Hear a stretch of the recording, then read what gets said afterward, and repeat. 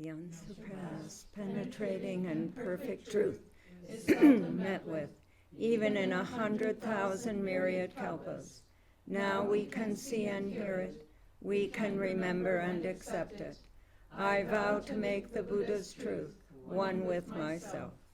Homage to the Buddha, homage to the Dharma, homage to the Sangha. So hello and welcome to all of you. I'm going to talk about transforming hatred, and that is the topic that came up immediately when I volunteered to give this talk. To me, it seems like we are in a most disputatious time. There is so much hatred being directed out at others, so much ill will and divisive talk. Before World War II broke out, so many people tried to ignore the rise of tyranny in Germany. Peace in our times was the call, but unfortunately not the reality. Sometimes karma takes over and there is simply no stopping it. And yet it seems to me, until it becomes unstoppable, it is important that we address hatred. The question becomes for all of us, how can we express sanity, live with sanity, and help others in the midst of insanity? That's what training's about. The Buddha brought forth from his own realization a different way of being. We have heard some of his teaching this week. It was radical for his time. It's still radical for our time. Its foundation is the premise that we can do something about ourselves, and in doing that, we change the world. We change and help others. So my wish for this Dharma talk is that it will inspire us, stir us up, fire us to look deeply at our own minds and transform them for the benefit of all living things. I dedicate the merit and gratitude to all those who have looked within and tried to do something about themselves.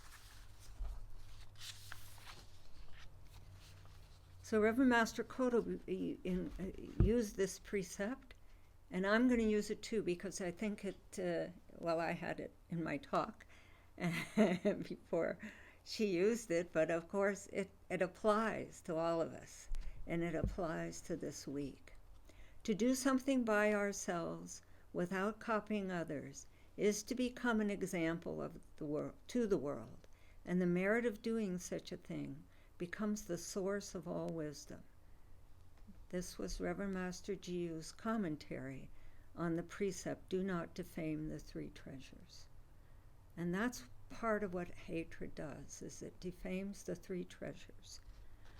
So I'm hoping that we can look at this Dharma talk through the lens of doing something different and becoming a source of wisdom for all. Now, truthfully, I'm a sucker for transformation stories. I love them. They're a source of inspiration. They deepen my vows and resolves, and they cheer me up. And I hope you feel the same way. If someone transforms hatred, we all participate in the joy of that. It's something really good. It's not just for them, it's for all of us.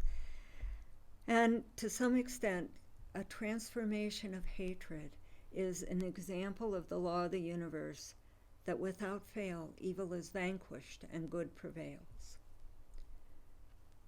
It is said about samsara that it is the world of anger, and it's also said about samsara it's the world of patience. Hatred is a deep form of anger, and the antidote for anger and hatred, the medicine to cure it, is patience.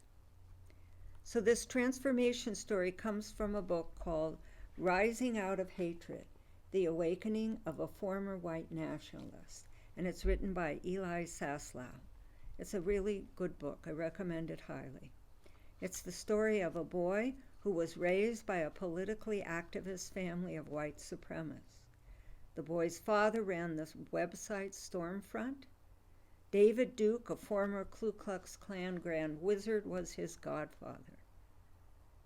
Derek's father spent much of his life before Derek was born in the Klan, espousing hatred and spending time in prison on a racially charged scheme to take over an island and make it a haven for whites only. Derek started going to white supremacy conferences with his dad when he was 6 or 7 years old. He was homeschooled because his parents didn't want him exposed to the culturally and racially mixed public schools. There was an FBI undercover agent who was infiltrating the higher ranks of the white supremacy movement, who said about Derek, an exceptionally bright kid being brainwashed into the realm of racist hatred. So this FBI agent made it part of his job to take him to movies during the conference when he could and get him kind of a different view on life. When Derek, there's a whole bunch to this young man's life, but when he was young, after he finished community college, he transferred to an 80% white liberal arts college in his home state. His parents had such confidence in him that they felt he would convert a number of the students to the white nationalist movement. Fortunately for Derek, that isn't what happened. His first year at college, he decided to be a white nationalist activist on his radio show, which he continued. He had been doing this radio show, and he called it in 5 days a week. And the rest of the time, he was just an anonymous student with the rest of the student body. He was well aware that if he was discovered, he would be vilified for his views. The college had an email system, a forum, they called it, where students expressed their views. And he read that, and he could tell he didn't think like everybody else. So, sure enough, the summer of his first year, when he was abroad doing language studies in Germany, his fellow students found out about his white nationalist involvement. And there was a huge uproar. And everyone, they wanted the college not to let him back, and on, all these views, this guy is terrible, why is he here? But anyway, it kind of died down. The school wasn't about to kick him out for that because that would have been a lawsuit. And he came back, lived off campus, but continued on with his education. So in his second year, a couple of Jewish students who lived together would have a Friday night Sabbath dinner, and various students were invited to it. And they started inviting Derek. And they hoped that by befriending him, he would shift his views. During the 2 years that they kept inviting him, these Jewish students really had many ups and downs. Derek was a very polite, kind, really nice person. He was easy to like till you asked him of his political views. However, they didn't. They refrained from that. So they got to know him. But they could also see that he wasn't changing his views. Here he was doing his radio show. There he was going to his white supremacy conferences. His other friends at the college would rant at the Jewish students for their failed experiments, and they themselves doubted the sanity of it. It seemed at times a dark and long venture, and to them, Derek seemed entrenched in the white nationalist movement. But because they didn't discuss politics, they did not see the little ways that Derek's views were beginning to shift. Earlier, Derek had written, "Jews are not white." He wrote that Jews were smart, calculating, and possibly evil. But over his experience with the Sabbath dinners, he changed to feeling that Jews were not evil, that they were white and good people. Little change. Okay. At those Sabbath dinners, Derek met a girl named Allison, who was one of the Jewish friends' roommates. She was very wary of him because she knew of his background, and yet they became friends. He was always so honest and kind and respectful, and there was a real disconnect for her of who he was as a person and his views that he was espousing. So she became a close friend and worked hard to challenge his thinking. She was an amazing person herself. She struggled to reconcile. She started researching racism and white supremacy and began challenging his views. And because they had such a deep friendship and such deep respect for each other, he would read all the links to the papers and studies which challenged his views. She often was so appalled that she could be friends with him.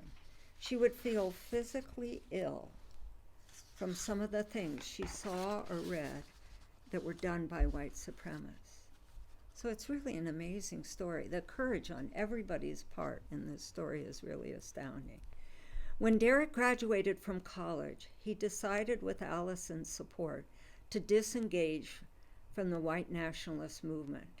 He actually wrote a letter to Southern Poverty Law Center, which had him as on their website as an extreme terrorist of the white nationalist movement. He wrote them a letter and said, "I no longer believe these things," which was really a radical thing to do.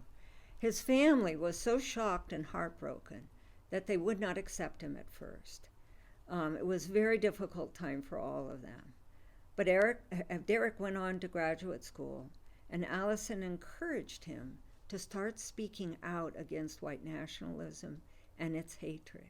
She said to Derek it wasn't enough just to break with the movement, that he had been one of the main spokesmen, and that he had done a lot of damage espousing hatred, and that he needed to do more to clean it up.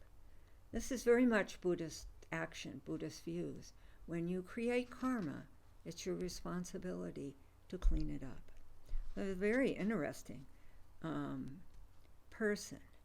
Derek started writing articles for the Washington Post, the New York Times, and going to conferences to speak about how detrimental and dangerous hatred was.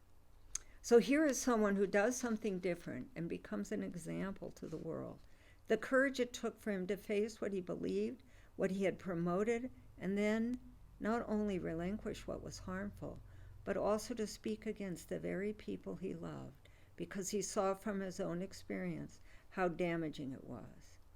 In one article he wrote to the New York Times, he wrote this long thing, but one of the things he said which really struck me is he said, "Our country is susceptible to some of our worst instincts when the message is packaged correctly."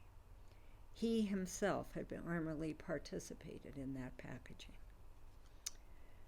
Derek said, in hindsight, that it was a combination of the kindness shown to him by his Jewish friends, Allison's challenging his views, and the condemnation of his fellow students, all contributed to his shift.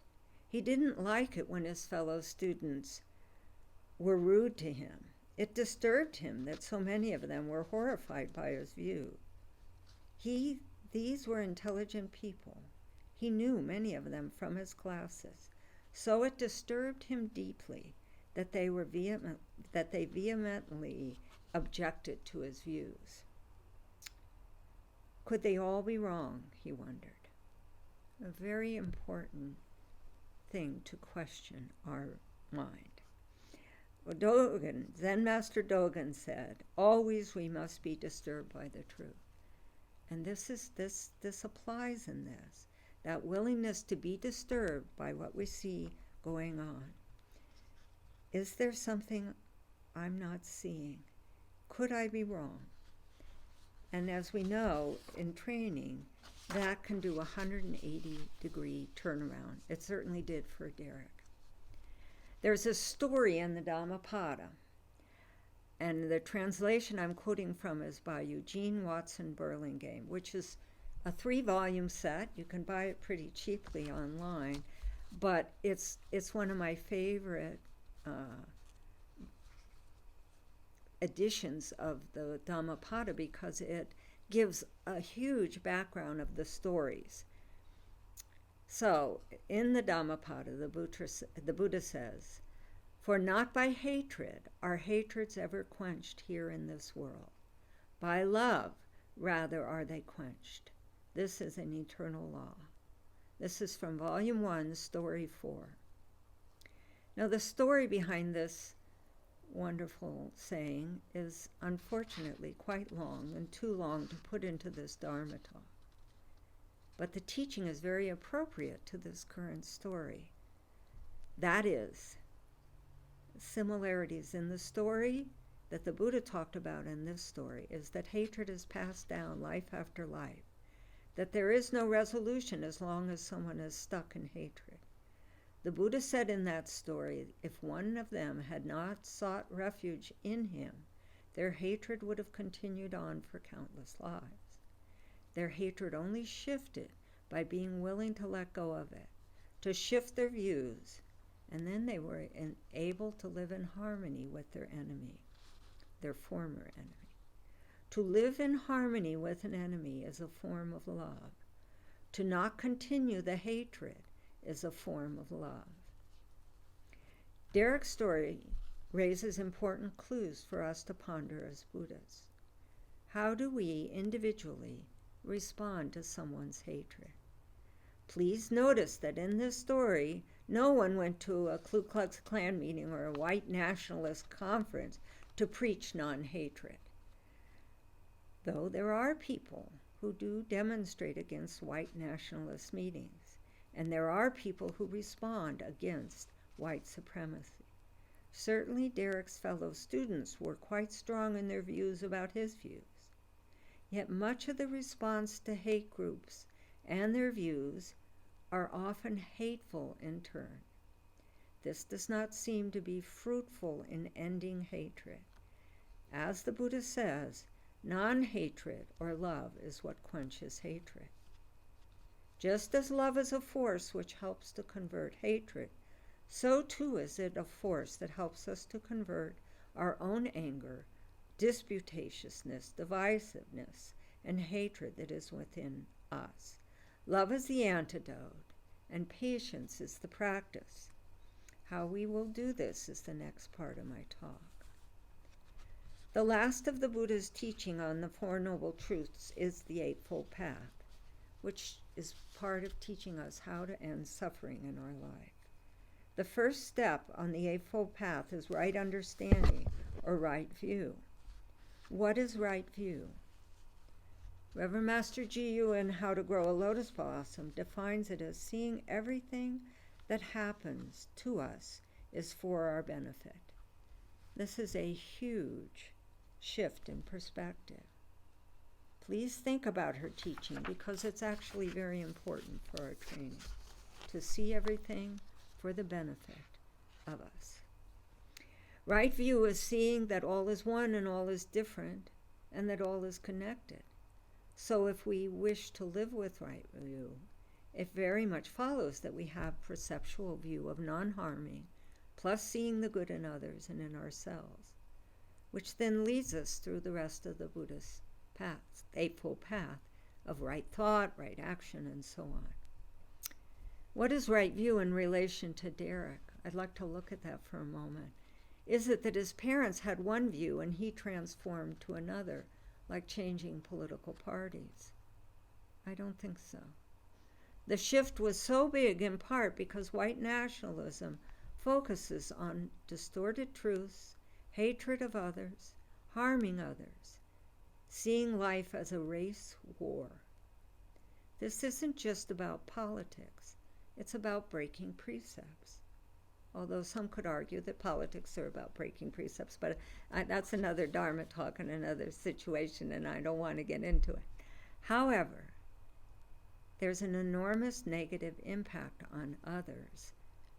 Terrorist activity of killing people, bombing churches and mosques of people, driving speeding cars into peaceful demonstrations. This all occurs out. This is the hatred that is directed out by the white nationalists. And I guess what I would say is when our political views take the form of destroying and negating other beings, this is very serious. Derek's parents said, we're a political family, and they promoted hate, condoned hate, and even encouraged it. This is why Allison said to Derek, it is not enough that he just stepped away from it. She encouraged him basically to speak out against hatred. Even that his parents were hurt by his speaking out.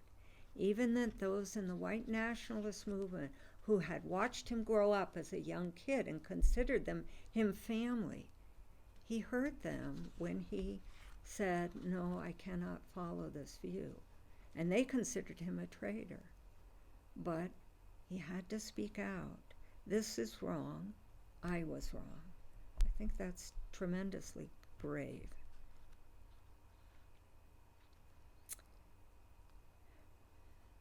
It's very challenging physically, mentally, and spiritually to be around someone whose views are so hateful. If Derek hadn't been such an intelligent and kind person, it's questionable whether his friends and Allison could have reached him or would have been able to tolerate being around him. So his own goodness, innate goodness, was really of help. There's another aspect to the story which can help us individually. Years ago, I read a book called Dreaming Me.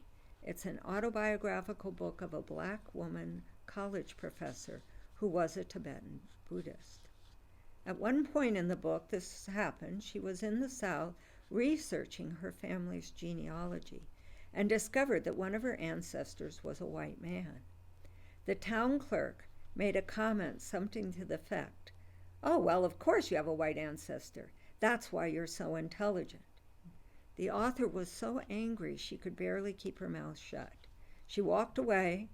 Fortunately for her, the next day she went to a Buddhist conference and saw a Lama she knew. She went up to him, told him what the woman had said, and how she was still raging about it. He said something to her which I have found so deeply helpful. He said, if we recognize something in another, it is because we ourselves have done it at some time in the past. So she recognized that the woman's hatred, it is not separate from her own karmic stream. This is really an important gift, I feel. Anyway, it's been a gift to my training. We are often repelled by hatred. We are physically disturbed by it. We are inclined to turn away from it and shun the person. And yet, if we hold this teaching of the Lama, to recognize something is to know its roots exist within us. This is very important for each of us spiritually. We too can transform it. We too can turn towards it and cleanse it. Thus, whatever exists in the world can exist in us. Transforming hatred can be our journey, not just stories about great works of others.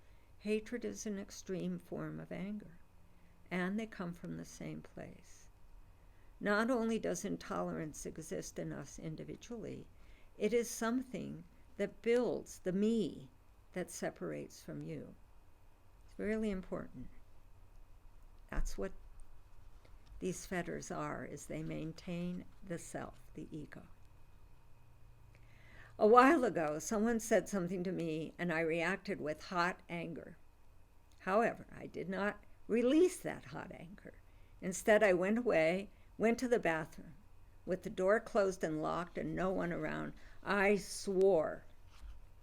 I haven't said that word since college. I used it a lot in college, but nevertheless, I swore in a way I hadn't done in a long time. And I happened to look up in the mirror, and I saw my angry, distorted face. And I said, now, who are you saying that to? The other person or yourself? And I burst out laughing, and it really helped. Okay, just let it go. However, that was a really important moment in my training, because I said, okay, I've really got to work on this anger. I've got to do something. I've got to transform it.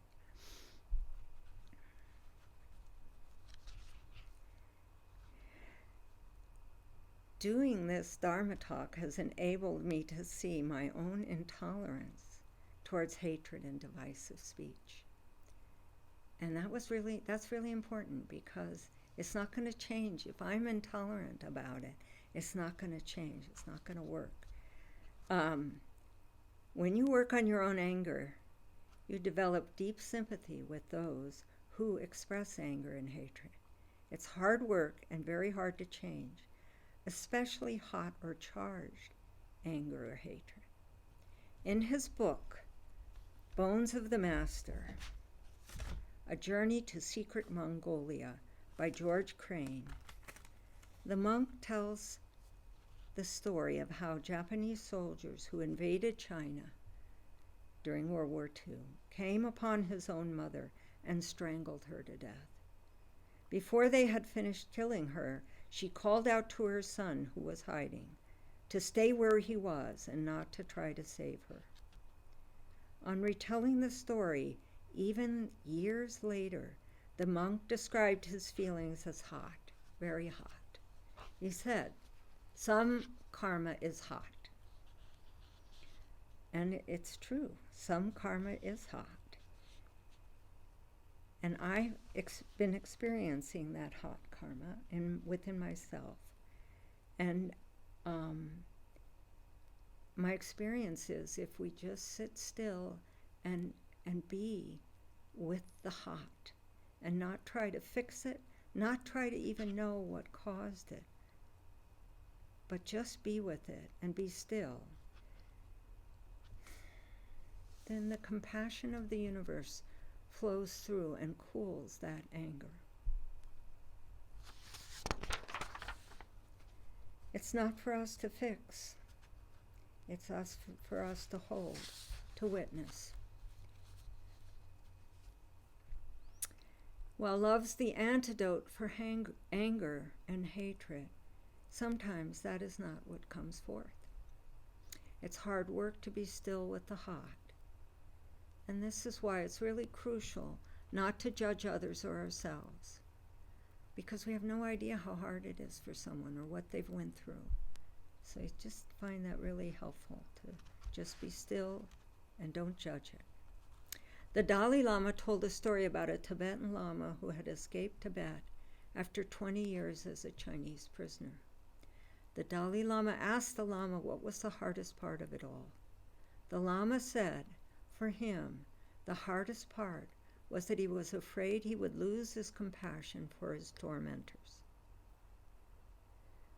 When someone meditates deeply and they're present, they experience torture in the present. They don't get away from it. And to maintain one's compassion is just almost impossible to believe that someone could do it, but people do it. So for me, I find that incredibly important. It points out how far we have gone in our own training. I'd like to read something from the anthology of the Buddhist teaching on social and communal harmony, edited by Bhikkhu Bodhi. I just want to make sure this is... Yes. Monks, even if bandits were to sever you savagely, limb by limb, with a two-handled saw, whoever gives rise to a mind of hatred towards them would not be carrying out my teaching. Herein, monks, you should train thus. Our minds will remain unaffected, and we shall utter no evil words. We shall abide compassionate for their welfare, with a mind of loving kindness without inner hate. We shall abide pervading them with a mind imbued with loving kindness, and starting with them, we shall abide pervading the all-encompassing world with a mind imbued with loving kindness, abundant, exalted, immeasurable, without hostility and without ill will. That is how you should train monks. So, I think I have a long way to go. This is okay. It's all right. We all have a long way to go. But it's nice to hold it out as a possibility. This is possible. Now, sometimes we can approach very diverse views in a smaller group. I'm going to tell a story of two members of our congregation who, this was a couple of years ago, they belonged to a group that was doing things for the benefit of our town. And the Tea Party group wrote letters to the editor saying, these people are communists. So the two congregation members went to the Tea Party meeting, and they walked in, and the Tea Party members asked who they were, and they told them, and everybody was kind of right in each other's face, and they were asking questions, and they were talking, and I remember one of our congregation members said she just kept breathing, just kept being calm, and eventually they all started talking to each other.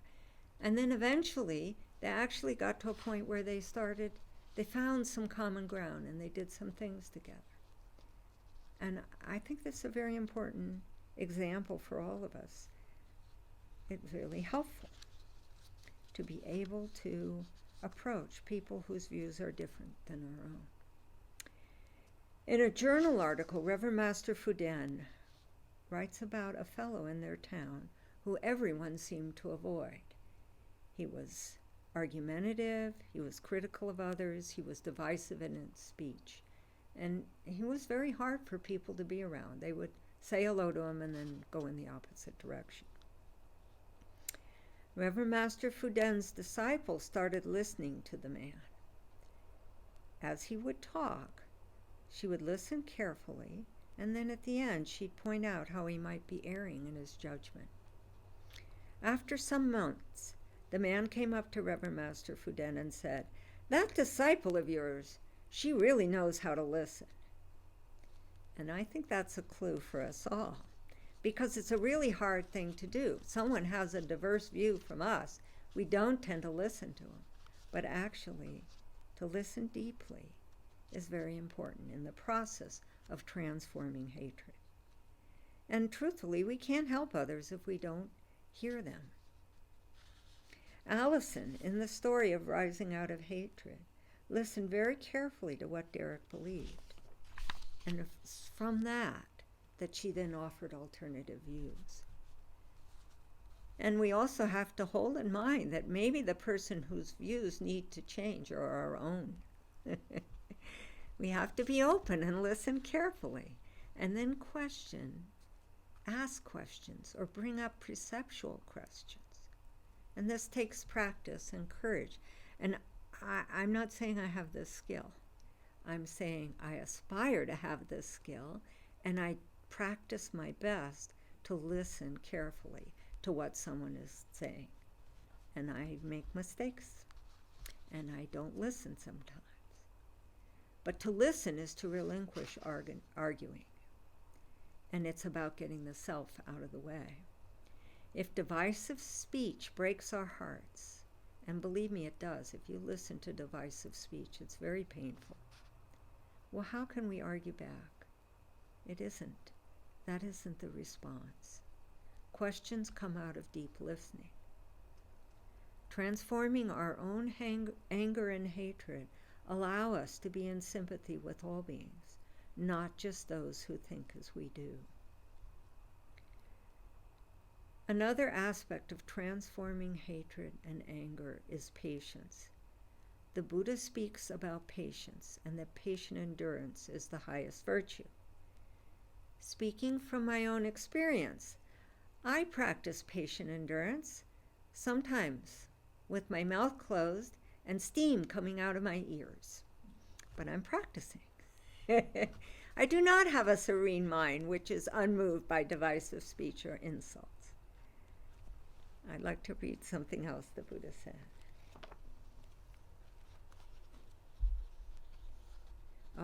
I will tell you this story rather than read it. But the Buddha was at one time approached by a Brahmin, and the Brahmin was very mad at him. I think the Brahmin's relative had become a monk, and so the Brahmin was just furious at the Buddha. And he just reviled him, he said horrible things about him, and so on. And then he stopped, and the Buddha said to him, Brahmin, when someone comes to visit you, do you offer them food? And he said, "Oh, sure, yes, Master, I do." And he said, "But if they don't accept the food, what do you do with who does the food belong to?" And he said, "Oh, well, the food stays with us." And the Buddha said, "Well, so does your anger. I do not accept it, it stays with you. Now, that's both courageous. It's great teaching for the Brahman, great teaching for us, but it's also how the Buddha is. And he did not get in a fight. He did not change things. He just was still and quiet and gave it back. And my guess is that Brahman probably thought a lot about that teaching. I know we all have in ourselves thought, when we come upon that teaching, we think, wow, someone's throwing up on us in a sense of their hatred or their ill will or what we've done wrong. And to be able to just say, oh, well, here, thank you. I'm not taking it. That's really tremendous teaching for us.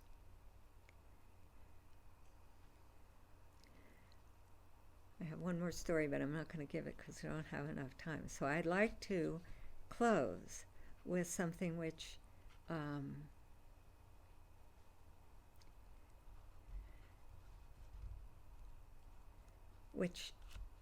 I got from a Dharma talk that I listened to by River Master Jiyu.